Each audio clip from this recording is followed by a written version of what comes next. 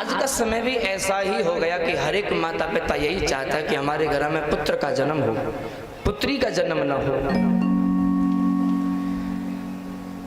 न जाने ये समाज, ये धर्म किस दिशा की तरफ चला जा रहा है।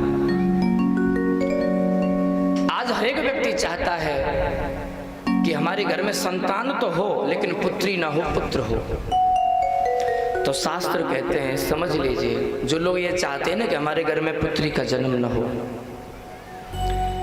जब व्यक्ति के पुण्य उदय होते हैं, जब व्यक्ति के सौभाग्य उदय होते हैं, तब जाकर के उसके घर में पुत्र का जन्म होता है। लेकिन जब किसी के परम सौभाग्य होते हैं, तब जाकर के उनके घर में पुत्री का जन्म होता है।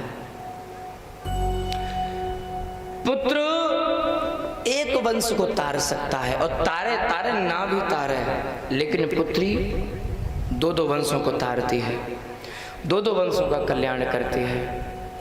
बहुत से दान बताए गए हैं, बड़े बड़े दानों की महिमा गाई गई है, लेकिन शास्त्रों में कन्यादान की भी बड़ी महिमा गाई गई है।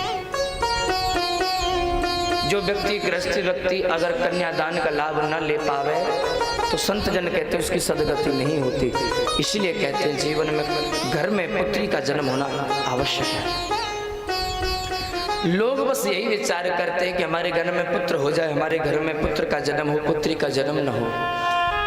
हम लोग तो सोचते हैं, लेकिन आप लोग भी तो विचार करके देखो, अगर सबके घर में पुत्र ही पुत्र जन्म लेंगे तो पुत्र जन्म कहां से लेंगे? पुत्रों का जन्म कहां से होगा?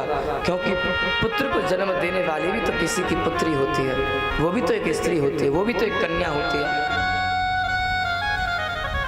पुत्री नहीं चाहोगे तो वंश का विस्तार कैसे होगा? पुत्रों का विवाह कैसे करोगे? युग कलयुग है, लोगों की पापमती हो चुकी है। कुछ लोग तो दुष्ट लोग ऐसे होते हैं महाराज, जो जिन्हें पता चल जाए ना गर्भ में पुत्री है, गर्भ में हत्या कर देंगे। फिर आगे की बात बताओ, उन लोगों के साथ कैसा होता है? उन लोगों के साथ में ऐसा होता है, पुत्र तो होते हैं कि तो कोई ऐसा ही है जाए हैं, एक ही आंख को होगा, कि तो कोई एक ही पैर को होगा। क्योंकि अवश्यमेव भोक्तव्यम कृतं कर्म शुभाशुभम ना भुक्तम क्षीयते कर्म कल्प कोटि सतैरपि। आज आप जो कर्म कर रहे हैं ना, वो भोगना पड़ेगा, भोगना पड़ेगा। भ्रूण हत्या सबसे बड़ी हत्या कही जाती है,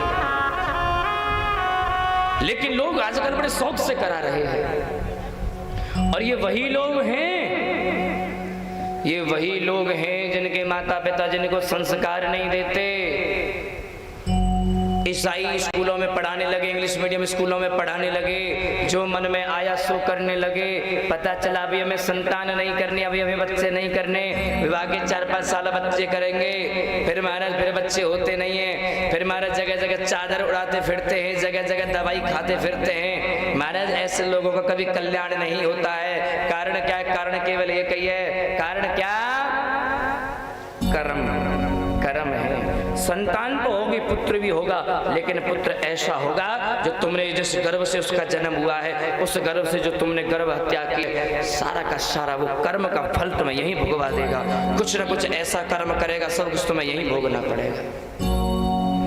इसलिए हमें चाहिए कि जो भी कुछ हो वो प्रभु का प्रसाद मान करके, क्योंकि संसारिक व्यक्ति के हाथ में कुछ नहीं है। अरे जब तुम्हारा कल्याण होगा, जब तुम्हारे पुण्य उदय होते हैं, तब जाकर के घर में पुत्री का जन्म होता है। बोलना पड़ेगा और धीरे बोलो।